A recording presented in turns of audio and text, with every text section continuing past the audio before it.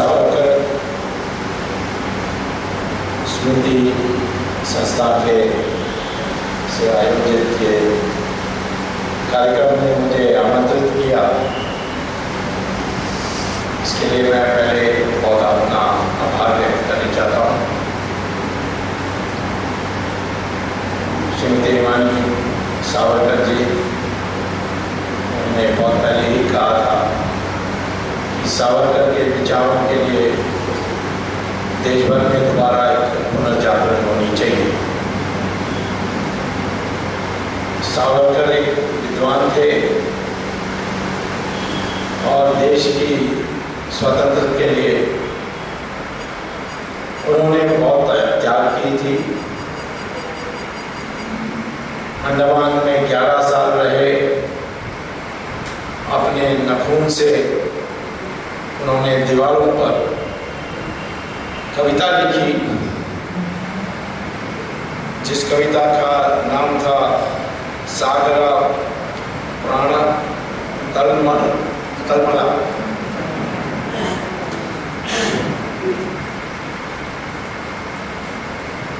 लेकिन 1947 के बाद धीरे धीरे हमारे देश की प्रशासन जवाहरलाल नेहरू के हाथ में आई और उसके बाद एक जवाहरलाल नेहरू की हीरो वर्शिप सरकार की तंत्रों से शुरू की। अब जवाहरलाल नेहरू को पंडित जवाहरलाल नेहरू, पंडित नेहरू कहते थे। उन्होंने कोई खास पढ़ाई नहीं की दूसरे की तुलना में। वैसे कैम्ब्रिज यूनिवर्सिटी में उनको जेंटलमैन क्लास की पास हुई थी और उसके बाद नेहरू परिवार में किसी ने अभी तक कॉलेज का कोई एग्जाम पास नहीं किया है। अब एक बार सोनिया ने झूठ बोल दी कि उसने कैम्ब्रिज में डिग्री पाई थी इंग्लिश में, वो भी सत्य प्रमाण में, माने एफिडेविट में, शपथ पत्र में जो कैंडिडेट को फाइल करना होता है एजुकेशनल क्वालिफिकेशन, उसमें उन्होंने ये झूठ लिख दी। अचानक मैं गया था कैम्ब्रिज यूनिवर्सिटी लेक्चर देने के लिए और जब मैंने पूछा, उन्होंने कहा कि ऐसा कोई स्टूडेंट हमारे यूनिवर्सिटी में नहीं था। तो मैंने रजिस्ट्रार से एक चिट्ठी मांगी, उन्होंने चिट्ठी भी दे दी और उस समय के स्पीकर जो थे मनोहर जोशी, उसको कहा कि पार्लियामेंट के रिकॉर्ड में बायोडेटा में तो लिखा है कि इनको इंग्लिश में डिग्री है कैम्ब्रिज यूनिवर्सिटी से, बट तो यूनिवर्सिटी का चिट्ठी में दूसरा लिखा। तो मनोहर जोशी ने उस चिट्ठी को सोनिया के पास भेजा जवाब के लिए, तो उन्होंने जवाब ये दिया कि वो टाइपिंग मिस्टेक था जो कैंडिडेट के एफिडेविट में लिखा गया। अब कैंडिडेट टाइपिंग मिस्टेक कैसा हो सकता है? एक टाइपिंग मिस्टेक एक कॉमा फुल स्टॉप हो सकती है, और तो पूरा बयान sentence got a degree in English literature from the university of Cambridge England, ये पूरा ऐसा कैसा टाइपिंग मिस्टेक हो सकता है? यदि ये टाइपिंग मिस्टेक हो सकता है तो Guinness book of world record में वर्ल्ड लॉन्गेस्ट टाइपिंग मिस्टेक में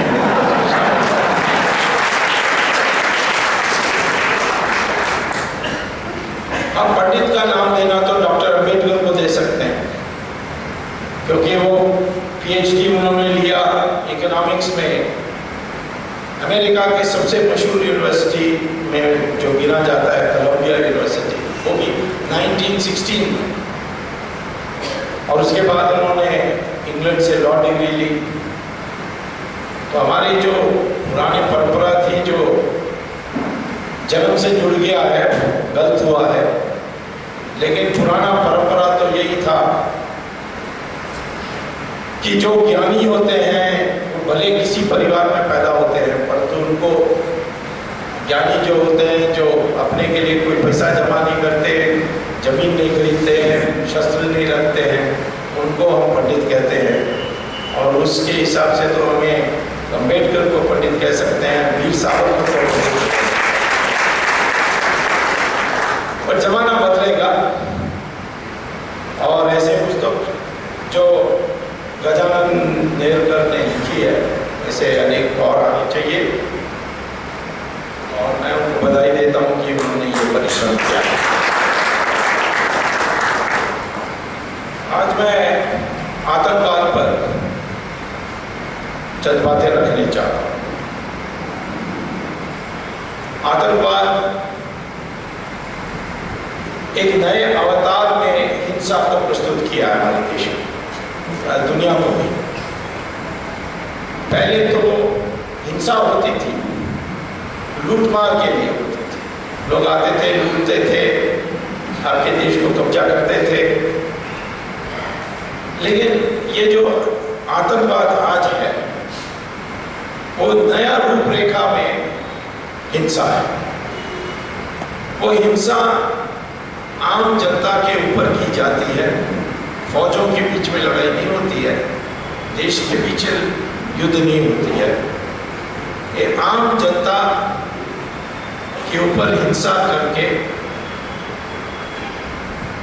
उस जनता को उनकी मंशा में ऐसा एक ख्याल पैदा करते हैं कि वो सरेंडर करें या बात मान लें।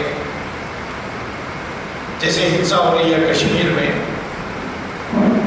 ये आतंकवादियों का उद्देश्य है कि कश्मीर को हमें छोड़ देना चाहिए और वो मंशा पैदा करके सरकार को भी मजबूर करना। ये है जो आतंकवाद जिसका हमें मुकाबला करना है। अभी हाल में सरकार ने एक कमेटी बिठाई थी दिलीप पटगांवकर के नेतृत्व में। उन्होंने जो रिपोर्ट दी है वो तो आतंकवाद को खुश करने के लिए रिपोर्ट है कि आर्म फोर्सेस की स्पेशल पावर्स एक्ट को हटा दो या उस पर पुनर्विचार करो। उसके माने क्या पुनर्विचार?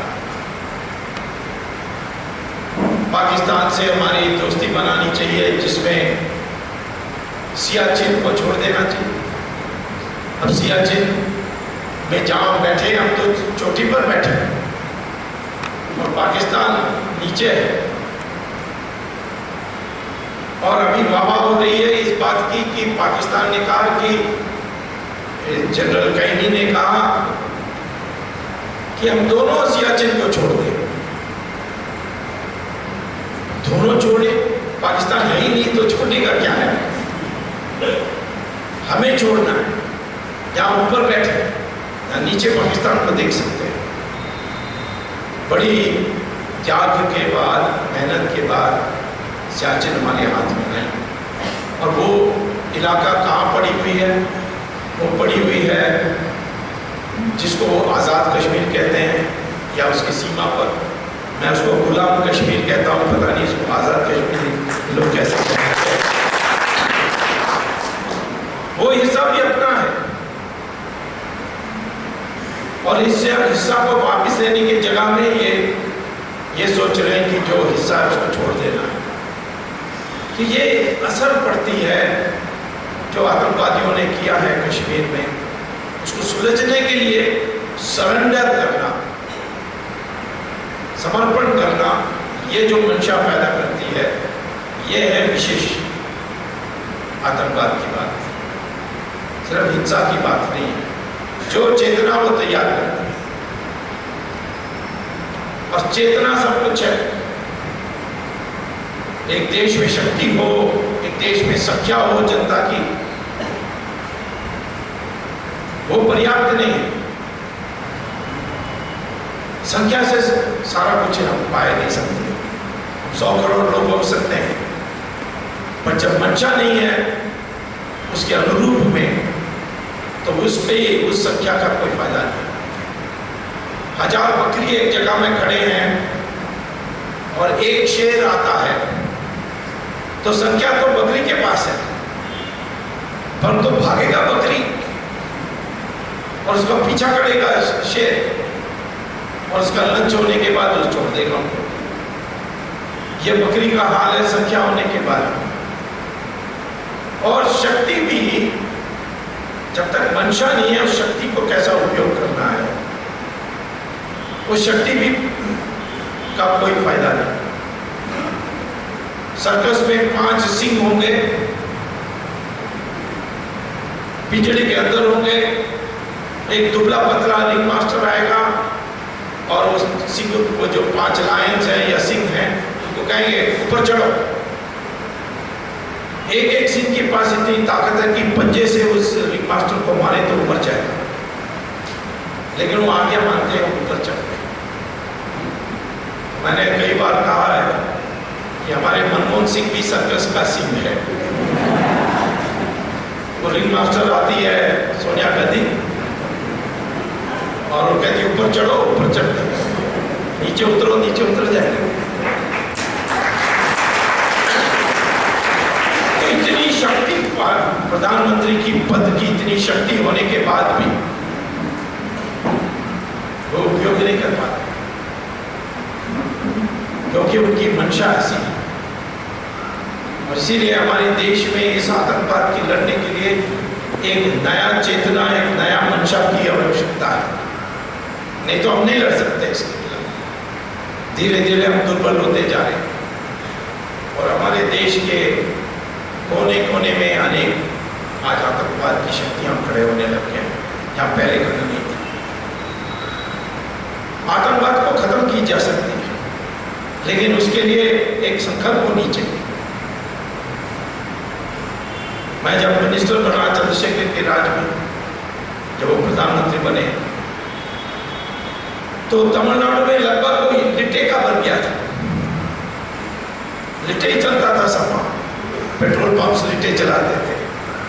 वहीं वहाँ एमिनेशन फैक्ट्रीज, अपने यूनिफॉर्म के लिए जो कपड़े सिलाने थे वो भी, उसकी भी दर्जियों की दुकान खोले हुए थे। जो मर्जी हिंदुस्तान से ले जाना, वहाँ घायल होते श्रीलंका में तो इंडिया में तमिलनाडु के हॉस्पिटल में आकर इलाज लेना।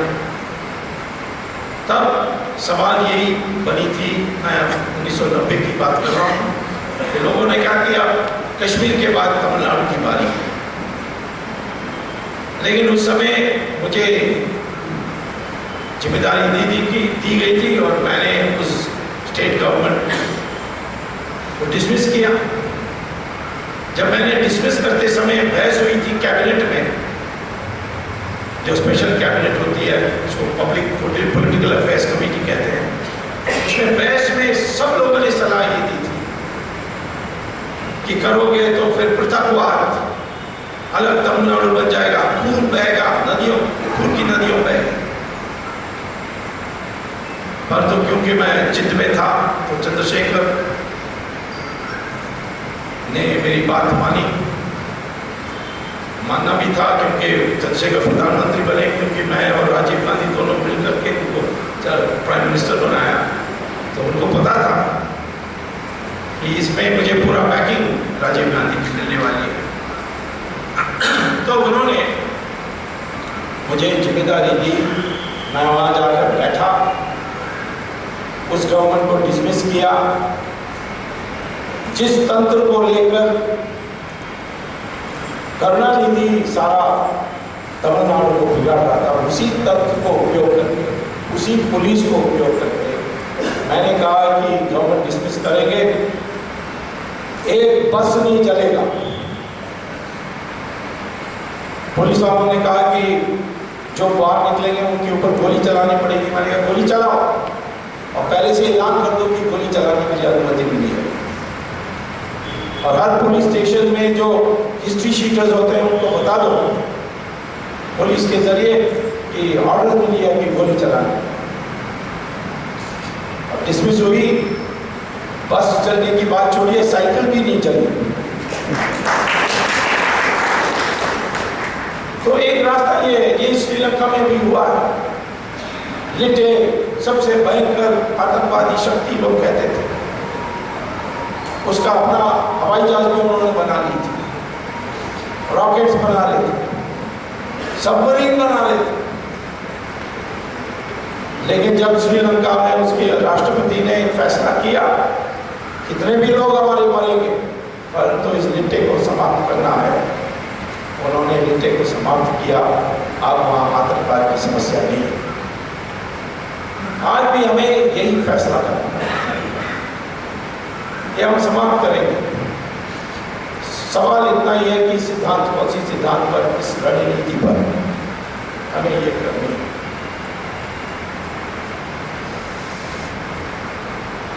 अब हमारे देश में माओवादी की आतंकवाद उल्फा का है, फिर नक्सलाइट का है, वो भी भिन्न है।